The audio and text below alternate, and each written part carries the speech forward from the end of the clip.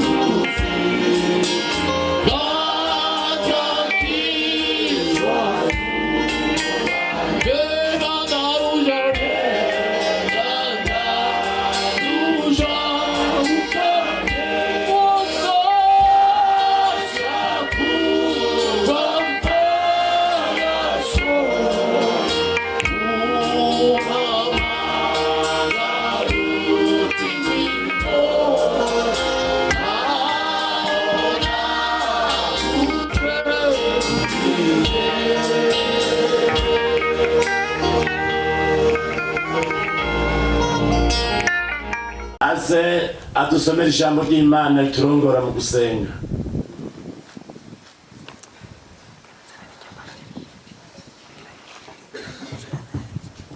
Yesu ashimwe.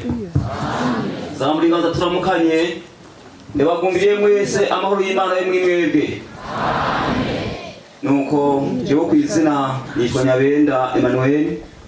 Nkaba ndaherekeje umukozi w'Imana kuva hariya mu rugi inkoma zo kuvyumva. Turashimira Imana rero ko turi hano mu gikorane twaje kumva ijambo ry'Imana. Twagomba rero gusoma ijambo ry'Imana mu mwanya muto dusenga Imana. Ijambo ry'Imana ryanditswe hariya mu gitabo cy'ubutumwa bwiza bwanditswe na Matayo igice cya 24 ku murongo wa 37. Ijambo ry'Imana ryanditswe mu butumwa bwiza uko bwanditswe na Matayo igice cya 24 ku murongo wa 37. Kandi uko byari biri mu minsi ya Nowa niko bizoba mu kuza k'Umwana w'umuntu.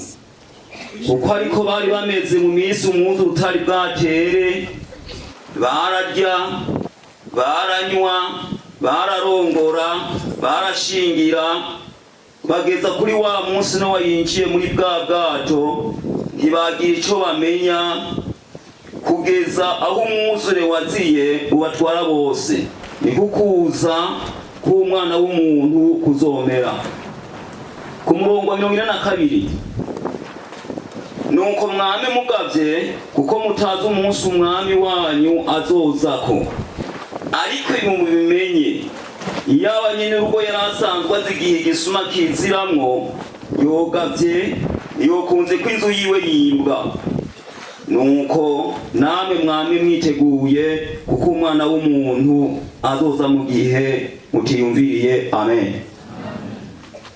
N'aya majambo y'Imana tumaze gusoma hano, amajambo Yesu yavuze ababwira ivyo mu gihe cya Nowa, agomba kubigisha ko igihe Yesu niyagaruka uko bizoba bimeze. Twumvise hano ngo kandi uko vyari biri mu minsi ya Nowa, kandi uko vyari biri mu minsi ya Nowa niko bizoba mu kuza k'Umwana w'umuntu. Uko vyari bimeze muri iriya myaka aho Nowa yabaza ubwato, Imana imaze kubarira Nowa kwakwiye kubaza ubwato, Nowa yarizeye icyo Imana yamubariye.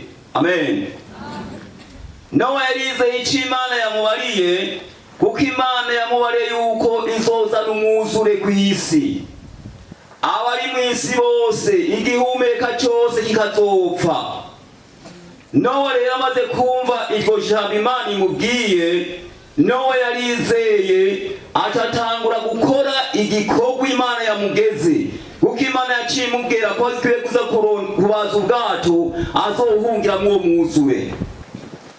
Uko Nowa yakora icyo gikorwa niko n'abantu bamubona ariko arakora. Ariko abantu ntibizera, ntibanavyemera ko Imana yabimubariye. Rero Yesu ariko arababwira ati uko vyari biri muri iyo minsi ya Nowa niko bizoba mu kuza k'Umwana w'umuntu, niko bizoba mu kuza kwa Yesu. No kuvuga Nowa yarabaje ubwato igihe kirekire, ejo bavuze ngo yabubaje imyaka 120. Iyo myaka yose yariko arakora icyo gikorwa, abantu wamengo ntacyo yariko arakora. Naho bavyumva, naho babibona, wamengo ni nk'umugani, wamengo ni nk'ukwizagira, ntacyo yariko arakora. Haragera igihe icyo Imana yavuze gishika. Amen. Yesu ashimwe. Imana ntihinduka kandi Imana ntibesha, ijambo ryayo nukuri. Rero ngo igihe gishitse twumvise ngo ingomero zo kwijuru zirugurugwa, amasoko y'ikuzimu arapumuka, amazi aragara ku isi isi yose. Ibintu byose bifise ubugingo byose birapfa, ariko Nowa n'umuryango wiwe abiwe bose baca binjira mu bwato barakira. Amen. Yesu rero arababwira ati uko byari biri muri iyo misi ya Nowa niko bizoba mu kuza k'Umwana w'umuntu. Muri icyo gihe cya Nowa twumvise ijambo ry'Imana ngo abantu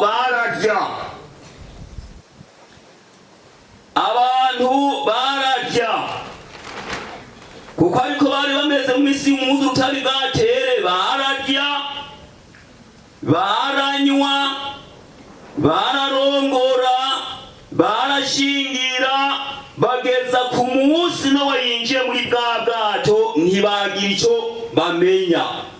No mu kuza k'Umwana w'umuntu niko bizomera. Rero ishengero ry'Imana, abantu b'Imana muri hano, twitegure tumenye ko Yesu agiye kuza, kandi Yesu mu kuza azoza tutavyiyumviriye. Muri iyi minsi umuntu abiravye ngo abirabe, abantu barasenga mugabo kwizera kwabo usanga mengo gufatiye ku byo bariko barabonesha n'amaso yabo. Abantu usanga mengo bari mw'ishengero mugabo abenshi batiteguriye ko Yesu yoza. Mbega ndababaze, ninde muntu w'umunyabwenge yomenya umunsi Yesu azogarukirako? Ntabwo no kuvuga bitubari ati jewe umunsi Yesu azogarukirako ndawuzi. Yavuze ngo nta umuma wuzi, naho boba amareka bo mw'ijuru nta numa bizi. Rero Yesu niyaza azosanga abantu bariho, azosanga abantu barya, azosanga abantu bubaka, azosanga abantu barongora. Bageze ku munsi inzamba y'Imana izovuga, abantu bikangure basanga ishengero ry'Imana ryaduze. Rero ijambo ry'Imana ryatubwiye ngo mwame mwiteguye, kuko mutazi umunsi umwami wanyu azozako. Ariko ibi mubimenye, iyo abanyenurwe yarasanzwe azi igihe igisuma kiziramwo, yogavye niyokunze kw'inzu yiwe yimbwa. Bene data gwaruka abakozi b'Imana, ijambo ry'Imana rero ridutegeka kwama twiteguye iminsi yose. Mwibuke za nkumi 10. Izo nkumi 10 harimo abanyabwenge 5, harimo n'ibijunju bandi 5. Abo rero ngo baraheza barasinzira cyane ico binona. Bari biteguye gusanganira umukwe, baravamo 5 barasinzira cyane ico binona. Mu gicuku basinziriye bumvikana urwamo ngo nguyu umukwe nimusohoke musanganire. Bya bijunju birazanzamuka bisanga nta matara bafise. Abanyabwenge nabo batunganya amatara yabo bajya gusanganira umukwe. Bene data muri mw'ishengero ry'Imana, mwicare mwiteguye, musabe mpemu yera, mpemu w'ubushobozi. Abashobozi kuko inzamba y'Imana niyavuga, utagira mpemu yera ntazoyumva. Ni ijambo ry'Imana mwese baryumvise, Imana ibahezagire. Reka dusenge Imana, tutareka amaboko dusenge Imana. Mwami wacu Yesu Kristo uri mw'ijuru, turagushimiye Imana kano gatondo keza waduhaye. Turagushimira iyiringa watugabiye Imana ryo kuba muri kino gikorane twumva ijambo ryawe. Turakuzamuriye icubahiro Mana n'uwishimwe. Wewe uri Imana nkuru kandi turagushima kare waremye byose Mana.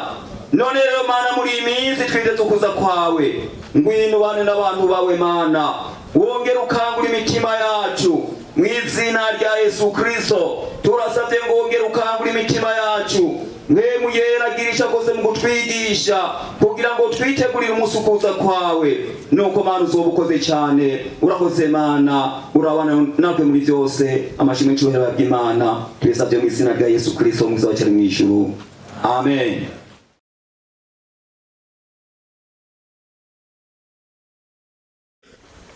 Paulo ubundi ariko aratwigisha niba tubwiye ko agereranywa n'umukozi w'Imana yize amashuri ya leta, aya mashuri yize mugabo kandi yabatijwe muri mpwemu yera akemera kurongorwa nawe.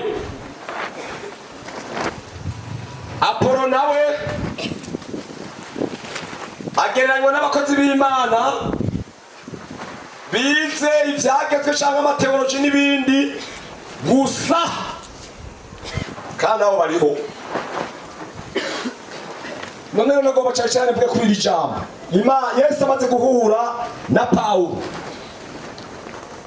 muramwibuka ko bahuye nawe agiye i Damasiko, kandi yarajanywe no guhama ishengero.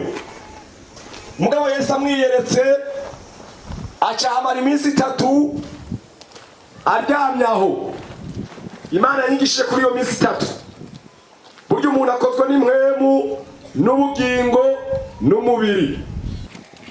Jewe uko navyize umunsi wose wajana n'igihimba kimwe kimwe Yesu ariko aragikora. Impwemu Yesu yayimaze ko umunsi wose, kuko impwemu nimba mwarankurikiranye mu majambo twagiye dusangira, ni kibanza iyo mpwemu yera yagifashe, ni kibanza umuntu akominikaniramo cyangwa avuganiramo n'Imana. Byanditse mu Baroma 8:16 ngo mpwemu bwiwe abwirikanya n'impwemu zacu. Yakimaze ko umunsi wose acaja mu kibanza twokwita ubugingo, mu Gifaransa ame, muri ame hamwe hari ivyipfuzo, ibishobisho, amaemosio, amasantima na bijya bindi byose. Akimara ku munsi wose acafata umubiri nawo nyine nawujako, amazi, amatwi, hose umunsi wose acamure turati genda. Haleluya. Pawulo muze mumukurikira, ndakunda Pawulo cyane. Yakoze ibikorwa byinshi, abikora mu ntambara nyinshi, kuko yatumwa ahantu henshi. Yatumwa bwa mbere ku Bisirayeli, abo yateza kubabwira. Acatumwa ku bakuru, abami, abakuru. Acatumwa ku banyamahanga. Ibyo byose abikora mu mwanya Imana yari yamuhaye kubikoramwo, kandi abikora neza cyane. Hajya mu Bafilipi yavuze ngo ibyahora bimbera inyungu ubu ndavyumvira ko ari ubuhombe. Kugira ngo umuntu ashobore kwifatanya na Kristo, umviriza ngoma mpeze sintevya, kugira ngo umuntu ashobore kwifatanya na Kristo akaramata, nuko aba yagize intango nziza. Nuko aba yagize intango imeze gute? Nziza. Muvuga bukebuke muri benshi, ndasubiramo. Nuko aba yagize intango imeze gute? Nziza. Ikibazo rero mwese muri ngaha natwebwe aha twagize intango nziza, abantu ibintu bavyononera mu ntango, muri fondation, mu mushinge, ibintu vyononekerera mu mushinge. Iyo wubatse, ndabona urusengero rwanyu rubatwaye amamiliyoni menshi mutarasakara, mukamugira muti bitugorere mu mushinge tugira intango nziza, kugira ngo ibindi bizoza ntibizohave bipfusa. Mu mushinge mw'abantu mutegura abantu biga inyigisho zo kubatizwa, igice hari ahantu muhagene neza. Mbega yemwe naje kwigisha n'abavuga gutuma nabo, reka ndabivuge nta kundi, kandi navyo nari nateguye. Umunyagice mumutegure neza, bibaye ngombwa yinjire mu ishengero afite ategereza kumenya hari ibintu bibanza kugoranira, mukamutegura nabi, ejo atobahenda afise umuhamagaro, muce mumushira mu bajenama, hanyuma mumushe mu bavuga butumwa, muce mumushira no mu bapasitori aguma akura, kandi fondation yiwe ari mbi.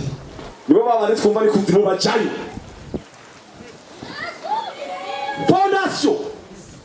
intango abantu benshi bagiye kutumara amazi kuko bagize intango zitarizo. Ubu turamaramaye twambaye imitamara atari iwacu kubera abakozi b'Imana batwinjiyemo bataciye aho bateza guca barahushije umuryango. Turamaramaye mpora nsenga mbabaye kandi ntawe uzombuza gusenga nisengesha Imana irambara. Ndi mu cyumba ngatembagaza intebe zicaweko n'abadicaye atari zabo nkazitembagaza mu izina rya Yesu. Ntuzombuza nzosenga kandi n'ubundi abivuze mu izina rya Yesu. Umuntu yicaye ku ntebe atari yiwiwe nitembagare katika jina la Yesu. Nitembagare. Murata kuvuga ngo nicyo nabivutse. Wari wese mube mwicaye kuri iyo ntebe muzi ko Imana zibashizeko. Inama fondasi ikigira kabiri kugira ngo dushobore kwifatanya na Yesu Kristo n'agaciro Yesu tumuha. Maranye iminsi umubabaro w'abantu Yesu bamuvuga batamuzi bamugize muto. Reka ndabaha akarorero, nta gakarorero koroshe atari cyo kongira. Ugasanga ni umukristo twemera mu ishengero cyangwa ni n'umukozi w'Imana sinzi, mugabo ugasanga umupira dufate w'amaguru na Yesu agaciro kanini yagahaye umupira. Hari nabo tuha twumva ngo iyo hari match acha asengesha nyarutsa kugira ngo amasaha ya match ntagende hapfume honore kari by'Imana mugabo iby'umupira bibe byiza. Abo bantu baragowe, Imana igiye kubirukana. Kuvugira Yesu ntazi gutamutse urabona ibara kuvugira Yesu atakubamwe. Mwabana muri mbere yacu mwashengero mwaje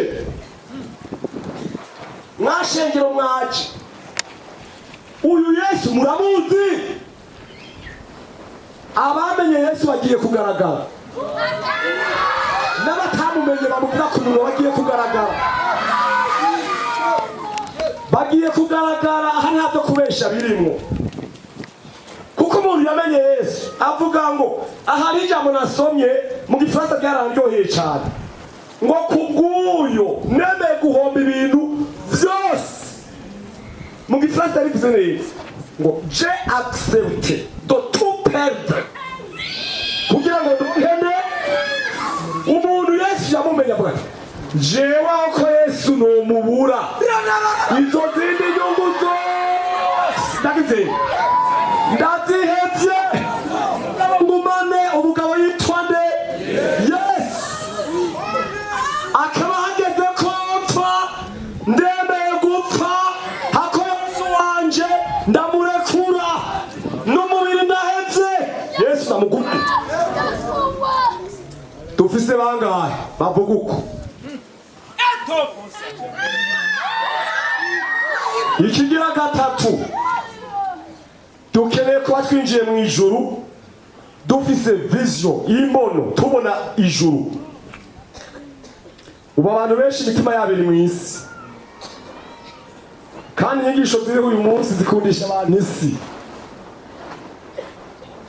Kazoza keza ubu nitwagira uko bisha bigenda kunuku tuje hamwe kugira ngo dushika aha tugira uko inyigisho nyinshi zijamwe amahera menshi amaseminari abantu bakigishwa kugira ngo imitima yabo igume mu isi. Mugabo Pawulo yavuze ngo hajya mu Bakolosayi 3:1 ngo dushire imitima kubiri hejuru yo kwitagizera. Mugabo abantu benshi bari mu ishengero imitima yabo iri mu isi, iby'isi ari byo bababaye ari byo biri ku mutima baramaze kwifatira n'isi. Mani dutabare kabisa. Mugabo Pawulo avuga ngo ndabandanya kugeza ku mpera y'umuhamagaro wacu. Umvira twumvikana izi ntambara ziri mu ishengero zivahe, izi ntambara ziri mu baririmbyi zivahe, izi ntambara zivahe. umuntu akumira ku byaha abakozi b'Imana bati wowe tumva ko bakuvuga kubera agomba kingira uburirimbyi bwiwe, kubera agomba kingira ibikorwa afise, kubera atabonye ijuru, yabonye uburirimbyi, yabonye ubujenama, yabonye ubwarimu. Uko ukorana ibikorwa by'Imana ibyaha ukabimara nk'umwanya muremure, niko Imana iriko irategura igihano kinini ukiri ngaha mw'isi igomba kuzoguha ukiraha nyene, izokugira akamenye murakumva. Hariho abahora bihumuriza hagera mu cumba agapfukama akatura amaraso ngo ibyaha byose biramvuyeko. Sawa, tuzoba turabimenya ko byakuvuyeko. Myaka 2, 5, 10, 20 ngo byamini ngo byaravuyeko bahe kwibaye 20 mbere urago ukiraha nyene kwisi ugomba uzohamaramarire. Imana igomba igushimure nk'icyo hanyuma aho bice bimenyeka.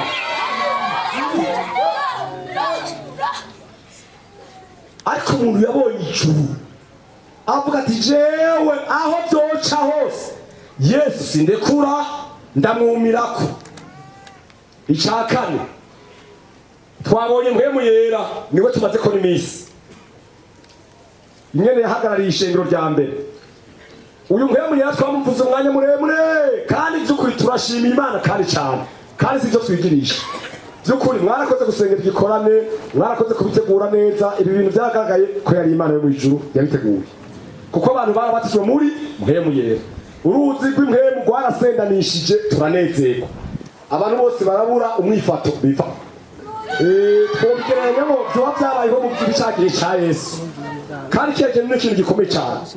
Uyu mpwemu niwe dushoboza kugumana na Kristo, akaduhagarikira kugira ngo agakiza kagume gashitse. Nico gituma mwebwe mwarose mpwemu, ni mwarose wo kuguma gusa bavugisha, kuko duha tubabara umuntu akavugishwa yaheza kuvugishwa akaja gusambana. Mbega uwo mpwemu yirata kubujije gusambana? Ndiko ndabaza, uwo mpwemu yirata kubujije gusambana niwe? Uwo mpwemu yirata kubujije ko batagukorakora wa mukobwa we? Uwo ni uwo mpwemu yirata kubujije kwiba, gutirisha, atakubujije urusaku, ishari. Uwo mpwemu yera ni mpwemu yera gani? Ko mpwemu tuza ari ubushobozi, tuza ari ububasha. Mpwemu yera tumatanya na Kristo, atugumiza kuri Kristo, atugumiza mu iby'ijuru. Umuntu akaguma afatanye na Yesu. Icyo gituma nagomba ndababwire, tumaramaze mu mitima kwifatanya karamata n'umwami Yesu. Numvise mu mutima rero ngomba ndabatutse, muremera kwatura kandi agahanda hejeje. Hadi ijambo hajya ijambo rirarema kandi akintu nashumvise nicaye hajya cyadusenga. Ijambo rirarema kandi kugira ngo nababwiye twarasenze Imana icyo dukora cyose nta n'ibyo nkunda jewe. Ndagomba gukora ikintu n'ubisa nimwe muyakindi. Tugomba no twatura ngo iki? Tugomba tubwire Satani n'abadayimoni n'abasatanista akoresha utarazi intege nke zawe. Tugomba tumubwire tuti Satani sinzogwa. Nicyo cyonyine. Haleluya! Haleluya! Haleluya! Umviriza iri jambo ririmo ubushobozi. Tugomba tubwire Satani ko tutazogwa. Ahaguruke, umviriza biramusha. Tugomba twature ko tutazogwa. Ego kabisa. Yesu ashimwe. Tugomba twature rero. Muriteguye? Muriteguye? Tugomba twaturire Satani na Yesu anezerwe. Tuti ewe Satani sinzogwa, subiramo. Ewe Satani sinzogwa. Ewe Satani sinzogwa. Ibyo wakora byose ntuzoshobora.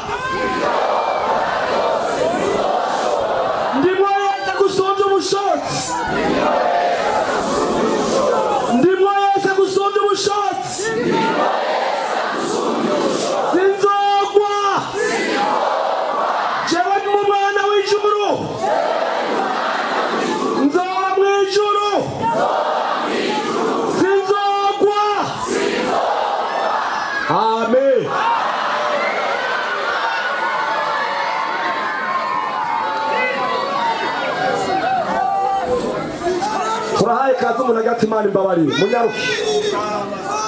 Turarangije. Umuntu avuga ati Imana imbabarire nyaruka tugomba dusenge. Hantu muri cya kibanza. Nyaruka tubasenge. Uti Imana imbabarire.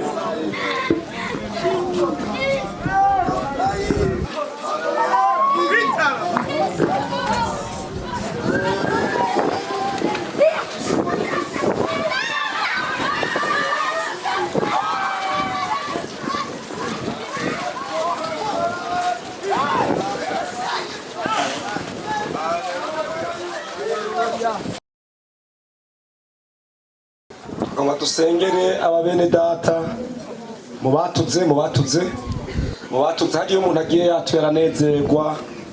Ego kwere nasomye muri Bibiliya babifatira umwanya muremure cyo kwatura, kandi muze mu bisengere ntibize bihere kwatura. Iyo umuntu kwatura biheze muri we burya n'agakiza kibica bijana. Kwatura biraryoshe cyane, wowe buri wese kwatura. None rero abantu bose bature mubandanye kwatura, ariko twatusengere abantu bariko barihana, arabari hari arabariha Imana bababarire, hama mugabo ushishikaye kwatura. Abazoba batarashikirwa muguma ngabo bandanye babafasha. Dusaba umwungere w'ishengero abasengera. Turavuze urakoze Yesu Kristo mwana w'Imana, turashimye turakengurutse kuri hano ko ari wewe uhaye uraburira ishengero.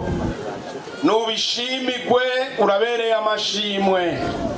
Hezagira abo watumye bose, abo wakoresheje, aho bakuye uhasubiza umugisha wawe. Urakoze. None rero Mana turagushikaniye aba bantu bose baciye bugufi bariko baratura ibyaha byabo, ibyo bagendeyemwo, kugira ngo ubagirire imbabazi, ubaharire, usibanganye ibicumuro byabo, usibanganye amaraso yawe abeze, amaraso yawe abatunganye, amaraso yawe abatyorore. Twese uri mu ijuru turagushima ku bushobozi buri mu ijambo ryawe, turagushima kandi kuri hano, kandi twumvise ko wazanye ibigwanishwa ku umwe wese. Mu izina rya Yesu Kristo turasenze Imana, umwe wese niyakire, umwe wese niyakire ikigwanishwa cyo guhagarara neza, cyo gushikama. Ego tugomba gushikama, mwemuyera niganze mu ishengero. Twarabonye ibikorwa bya mwemuyera, ningene bizoshishikana mu izina rya Yesu Kristo. Mu izina rya Yesu Kristo turasengera abagwaye bose aho bari, turabasengeye mu izina rya Yesu Kristo. Ukuboko kw'Imana gukore kumwe wese. Yesu Kristo nubagirire neza, nubagirire imbabazi, ubakoreko kandi ubakize. Hari abafite imitwaro egome bayikweretse kandi urayizi, kuko nta na kimwe utabona. Turasenze twizeye niwe muntu yarungitse icambazo mu izina rya Yesu Kristo. Ukuboko kw'Imana ari kumukoreko. Turashima kuri umunyabasezerano kandi uyashitsa igihe cyose. Ni mu izina rya Yesu Kristo tubisavye, amen. Igihe Yesu yatuzwa mu ijuru, yasize abwiye abigishwa biwe ati muzohabwa ubushobozi, mwemuyera ntiyabaza ko muzoba n'ibyabona byo gushingira intahe gushitsa ku mpera y'isi. Muzoba n'ibyabona byo gushingira intahe gushitsa ku mpera y'isi. Igihe Yesu yagitwa mu ijuru, yasize abwiye abigishwa biwe ati muzohabwa ubushobozi, mwemuyera ntiyabaza ko muzoba ibyabona byo gushingira